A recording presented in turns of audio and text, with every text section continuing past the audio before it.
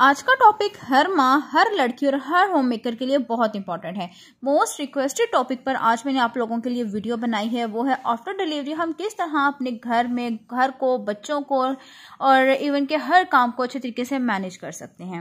अच्छा, एक बात बताऊं, बस माँ बनने का मतलब है ना रातों को नींद खत्म, हाथों में बस बच्चों का झूला होता है, कॉट होती है, वो झूलते रहो और दिमाग में ना बिलीव मी एक ही बात होती है कि मैंने कब सोना है। और साथ ही साथ अगर आप तो जॉइंट फैमिली में रहती हैं, ससुराल में है, तो उसकी अलग रिस्पॉन्सिबिलिटीज़ होती हैं आप में।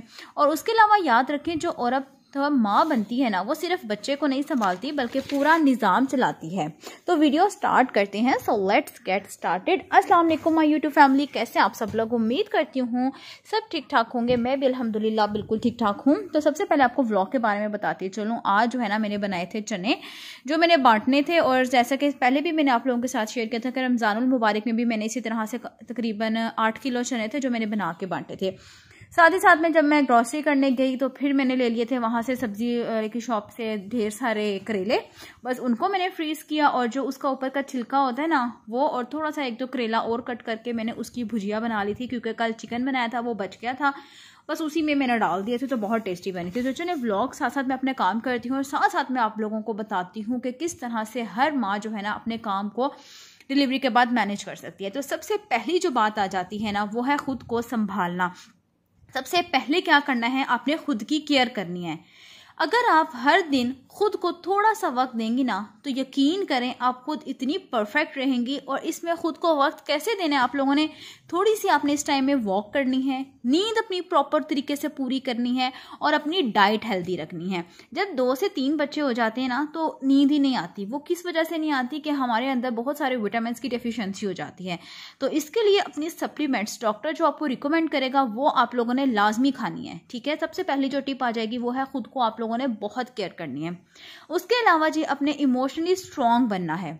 आफ्टर डिलीवरी इमोशनली तौर पर ना बहुत ज़्यादा चेंजेस आ जाती हैं और ये आम सी बात होती है, इसमें घबराना नहीं है। इसमें बस आप लोगों ने खुद की सोच को पॉजिटिव रखना है, हर चीज़ को जो है ना प्रॉपर मेंटली तौर पर जो है ना पुरसकून तरीके से सॉल्व करना है, और ख़ुद को सबसे बड़ी बात कंट्रोल में रखना है और दुआएं पढ़ते रहना है। अगर आपको गुस्सा आ रहा है ना, कोई चीज़ समझ नहीं आ रही, बस अल्लाह ताला का आप लोगों ने जिक्र करते रहना है। तो बस इस तरीके से जो है ना आपने इमोशनली तौर पर भी और फिजिकली तौर पर भी ना खुद को फिट रखना है। खुद को आप नहीं रखेंगे ना तो कोई दूसरा भी नहीं रख सकेगा आपको। तो बस सबसे पहले आप लोगों ने इमोशनली और खुद को स्ट्रांग बनाना है। उसके अलावा जी फिर बात आ जाती है बच्चों को संभालना। जब बच्चा होता है ना, तो उसकी प्रॉपर रूटीन बनाने की कोशिश करें। 3-4 दिन के बच्चे की तो थोड़ी मुश्किल होती है, लेकिन जब मतलब 3-4 दिन गुजर जाते हैं ना, फिर उसके बाद आप लोगों ने कोशिश करनी है कि बच्चे का प्रॉपर नैपी टाइम रखें। जब तो वो नैपी गंदा कर देता है तब उसका चेंज कर दें। उसके अलावा सुबह में कभी भी टिश्यू से, वाइप से बच्चे को क्लीन ना करें, उसको हमेशा वॉश करवाएं। वॉश करवाने के बाद जो है ना बच्चे को अच्छे से उसका मुंह हाथ धोएं, उसकी टांगें धोएं, अच्छे से वॉश जब करा लें, फिर उसको नैपी वगैरह लगाएं। लगाने के बाद उसको कोशिश करें मदर फीड दें। ये जो फीडर्स वाले बच्चे होते हैं ना, एक तो ये बहुत चिड़चिड़े होते हैं, उसके अलावा उस तरह से स्ट्रांग नहीं होते। तो कोशिश करनी है, और वो बच्चे ना कभी भी तंग नहीं करते, तो बस कोशिश करनी है कि बच्चे की प्रॉपर टाइम वगैरह सेट करें। और रात को सुलाने से पहले बच्चों के मतलब कोलिक ड्रॉप्स दे दिए और नोज़ी जो बंद हो जाता है वो ड्रॉप्स डाल दिए, बच्चा ताकि 6-7 घंटे पुरसकून तरीके से सोता रहे और आपकी भी नींद पूरी हो। उसके अलावा जी अपने छोटे छोटे टास्क रखें, जैसे सब कुछ एक साथ नहीं करना। ये रात को ही आप अपना प्लान करके सोएं कि अगर आप घर में अकेली हैं ना, तो ये कोशिश करें कि आपने अपने घर को कैसे मैनेज करना है, अगले दिन को आप प्लान कर लें कि कौन सा काम मैंने अब करना है, कौन सा मैंने कल करना है। इस तरीके से आप लोगों के लिए बहुत ज़्यादा आसानी हो जाएगी और आप थकेंगी भी नहीं।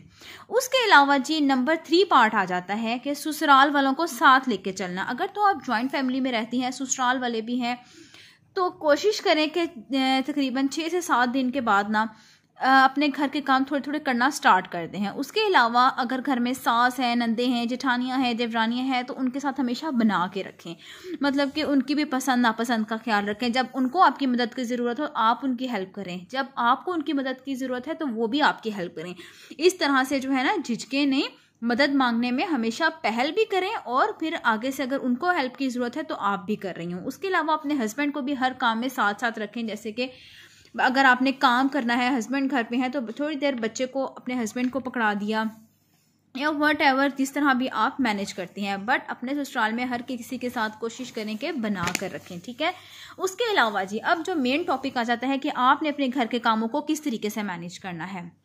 करने के लिए रोज़ वही काम करें जो सबसे ज़्यादा इम्पॉर्टेंट है। अब इम्पॉर्टेंट कौन से काम हैं? खाना बनाना, सफाई करना, कपड़े होते हैं। ये 3 काम जो है ना बहुत ज़्यादा इम्पॉर्टेंट होते हैं, और ये 3 काम अगर आपने डेली करने हैं, इसको भी थोड़े थोड़े टाइम के बाद करें और बाकी काम कल पर छोड़ दें।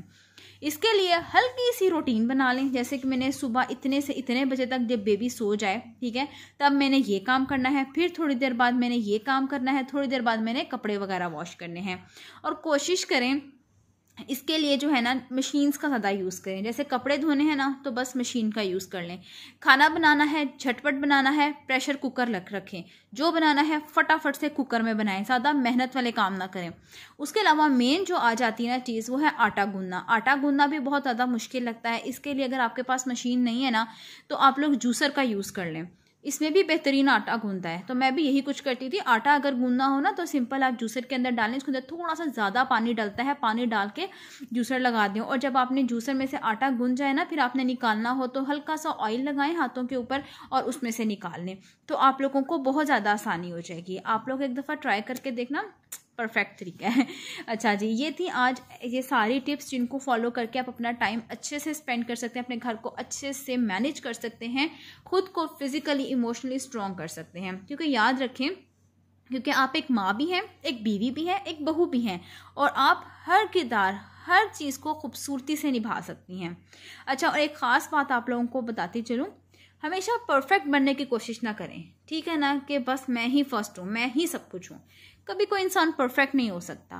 तो जिसमें आपकी खुशी है बस वही काम करें, अल्लाह ताला पर भरोसा रखें, तो बस देखिएगा फिर सब कुछ कितना अच्छा होगा। तो ये थी आज की वीडियो, कैसी लगी कमेंट बॉक्स में लाजमी बताना। और यहाँ पे मेरे ना मज़ेदार से करेले बन चुके थे। बस मैंने क्या किया था, हल्का सा करेलों को जो है ना, जो छिलका होता है ना ऊपर से, मुझे बहुत अच्छा लगता है, मैं उसको वेस्ट नहीं करती, उसको मैं पीलर से छील लेती हूँ। बस करने के बाद जो है ना मैं उसको हल्का सा ब्राउन कर लेती हूँ ऑयल में। और ये चिकन कल का बचा पड़ा हुआ था, मेरे बच्चे चिकन और बीफ और मटन से ज़्यादा ना सब्जियाँ शौक से खाते हैं। छोटी बेटी है वो खा लेती है चिकन और बीफ, वो ज़्यादा शौक से खाती है। बाकी बच्चे मेरे सब्जी रोटी के ऊपर रख के बहुत शौक से खाते हैं, क्योंकि मैं भी बहुत शौक से खाती हूँ। तो बस यहाँ पे मैंने झटपट से अपने करेले बनाकर तैयार कर लिए थे। तो बस ये थी आज की वीडियो। मिलते हैं जी कल नेक्स्ट वीडियो में, अगली वीडियो तक के लिए अल्लाह हाफिज़।